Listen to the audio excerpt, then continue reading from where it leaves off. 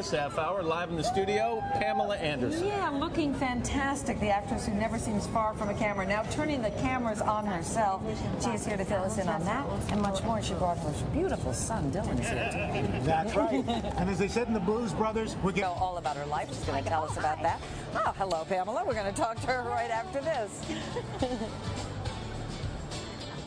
Starts hurting, right? It does, yes. We're back at 8:10 now. At 41 years old, few people would disagree that Pamela Anderson has still got it. In fact, she may just be the most iconic blonde bombshell of her generation.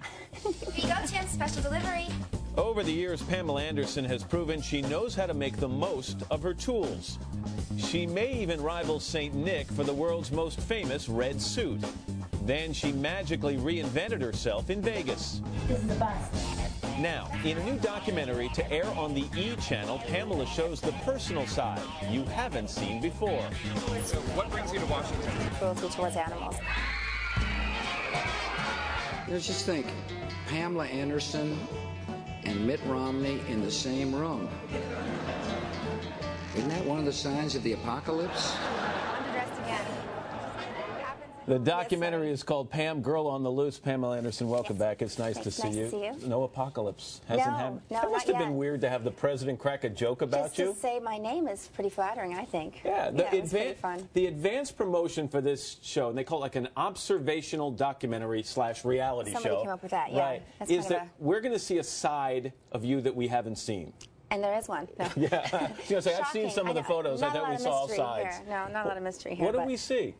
Well, you know, it just gave me. I was supposed to do this show because I was creating a show in Vegas, and we were going to do the making of this Vegas show. And then I decided not to stay in Vegas, come home, and it's a lot about animal rights, a lot about my travels everywhere, and I don't know what you're really going to see of me. I mean, I live this life every day. But with it's your guard definitely- down, I mean, yeah, I guess you know, so. you're used to having cameras around, but I was a little surprised to find you're doing this because, in some ways, the good and the bad. I mean, you open yourself up, Yeah. you know, for a lot of invasion of privacy again. Well, you know, I jumped into the fire, especially with the E! channel.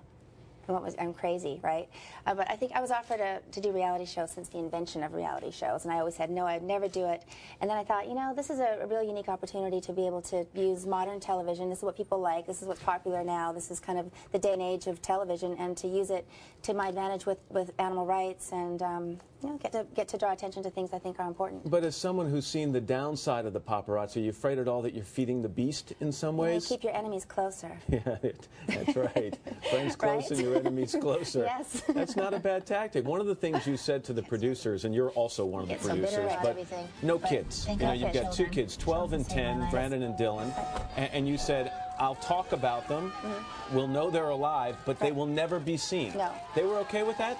The producers? The kids? No, the My producers. kids are wondering why they can't be on it. No, I'm kidding.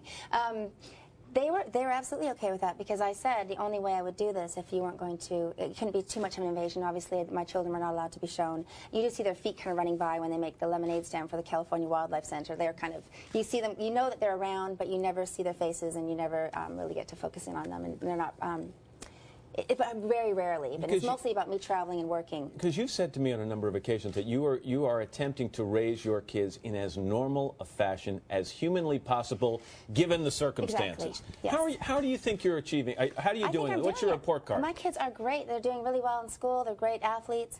They're really conscious kids, and you know, and Tommy and I spend as much time as we can.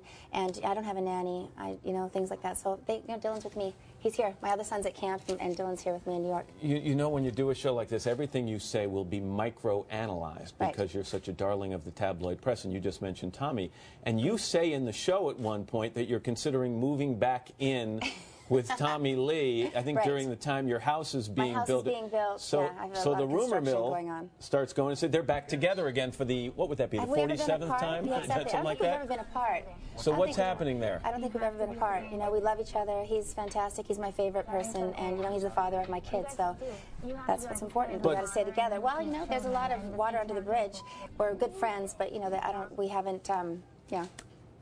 We'll see what happens. All right, and we are living there. We're staying at his house. He was, you know, nice enough to let us stay there for the summer, and my house is being built, and I'm thinking, God, you know, it kind of feels good here. Can I issue a public apology, too, because I kidded you a lot in the past. You've always told me you have no housekeepers, no nanny, none of that stuff. Right. Well, you do everything yourself at home. And in the show, we learned that that's true, so Yeah, I apologize. That's okay. Well, no, I've had men in my life that have spoiled me, and when I've lived with people, they've had cooks and maids and things, and I just feel like I like to do it all myself. I prefer. So right now, I am, carpooling, cooking, cleaning, the whole thing. Safety patrol. Yeah. Good for you. You gotta do it. Yeah, that's why. I mean, look at my mom. My mom did it all. Women can do everything. They can be, wild and crazy and raise 2 children and do conscious things. And I think, that's why we're women. We're tough. We can do it. Nice to have you back. Thank you. Good to see you again. Why are the men laughing? You can not at all. No, they're staring actually. And you can catch the premiere episode of